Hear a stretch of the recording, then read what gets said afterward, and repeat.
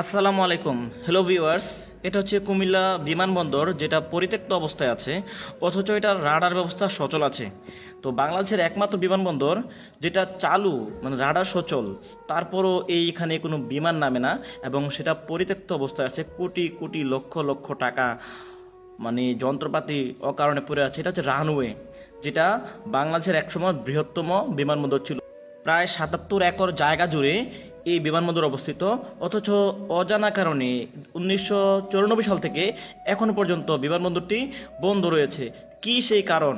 অথচ এই বিমানবন্দর থাকলে কুমিল্লা বিভাগ হওয়াটা আরও সহজ হতো এবং কুমিল্লা, নোয়াখালী, চাঁদপুর, ফেনী, ব্রাহ্মণবাড়িয়ার মানুষ যারা বিদেশে আছে, অথচ কুমিল্লা অঞ্চলে কিন্তু বিদেশি বা সবচেয়ে বেশি এই নোয়াখালীর মানুষ, যে চাঁদপুরের মানুষ অথবা যে ফেনী, ব্রাহ্মণবাড়িয়া, তারা প্রতিদিন হাজার হাজার মানুষ বিদেশ যায়, বিদেশে আসে, অথচ এখানে বিমানবন্দর আছে।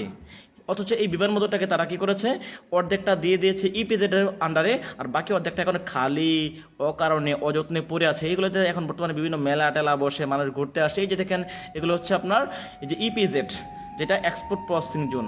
অথচ এটা বাদ দিলেও এখনও এর অন্য পাশে যেতটুকু বিশাল জায়গা পড়ে আছে, সেখানেও যদি অতিরিক্ত জায়গা নিয়ে এখনও করা যাবে, কারণ একটি রাডার ব্যবস্থা সচল আছে।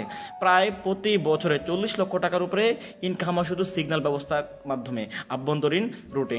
তো দেখেন, এই মানে কী কারণে, আর সবাইকে জানা উচিত, আমাদের কুমিল্লাবাসীকে আসলে এই বিষয় নিয়ে আর সোচ্চার হওয়া উচিত যে আমাদের বিমানবন্দর আছে, থাকার পরও কেন এই যে দেখেন এই রানওয়েগুলো, বিশাল রানওয়ে, কয়েক কিলোমিটার রানওয়ে শুধু অকারণে অযত্নে পড়ে আছে। এই দেখেন, আজ থেকে এগুলো নির্মাণ হয়েছিল ১৯৪০ থেকে ৪১ থেকে ৪২ সালের মধ্যে।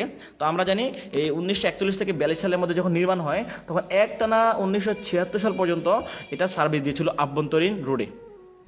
তো ১৯৭৬ আবার বন্ধ হয়ে যায়। বন্ধ যাওয়ার পরে কিছু কারণে তারপর ১৯৯৪ সালে আবার চালু হয়। তো ১৯৯৪ সালে আবার চালু হওয়ার পরে মাত্র এক সপ্তাহ চলার পরে কার যেন আপত্তি সত্ত্বের কারণে এই বিমানবন্দরটি বন্ধ হয়ে যায়। তো দেখেন, এখন আগের যুগ আর বর্তমান যুগ অনেক পার্থক্য। আগে তো বাংলাদেশে তো বিদেশি ছিল না, যারা বিদেশে কাজ করতে যেত না। এখন বাংলাদেশে লক্ষ লক্ষ কোটি কোটি মানুষ বিদেশে কাজ করে, আর কুমিল্লা অঞ্চল তো বিদেশি দিয়ে অনেক এগিয়ে আছে।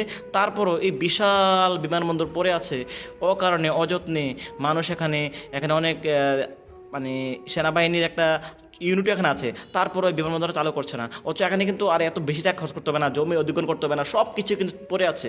শুধুমাত্র এখানে যে একটা টার্মিনালের জন্য বিল্ডিং করলে হবে, অল্প কিছু টাকা খরচ করলে কিন্তু একটা বিমানবন্দর নির্মাণ করা সম্ভব। কারণ জায়গা, একটা বরফে একটা জায়গা আছে, রাডার ব্যবস্থা আছে বা সিগন্যাল ব্যবস্থা আছে, আন্তর্জাতিকভাবে নাম লেখানো বিভিন্ন সংস্থার মধ্যে সব কিছু নাম কিন্তু এখনও বর্তমান আছে। তারপর ১৯৯৪ সাল থেকে এখন পর্যন্ত এই বিমানবন্দরটি চালু করা হয়নি। তো আসলে শুধু কুমিল্লা মানুষ নয়, নোয়াখালী, লক্ষ্মীপুর, ফেনী, চাঁদপুর, ব্রাহ্মণবাড়িয়া, সবার উচিত এগিয়ে আসা এই কুমিল্লা বিমানবন্দর চালু করার জন্য।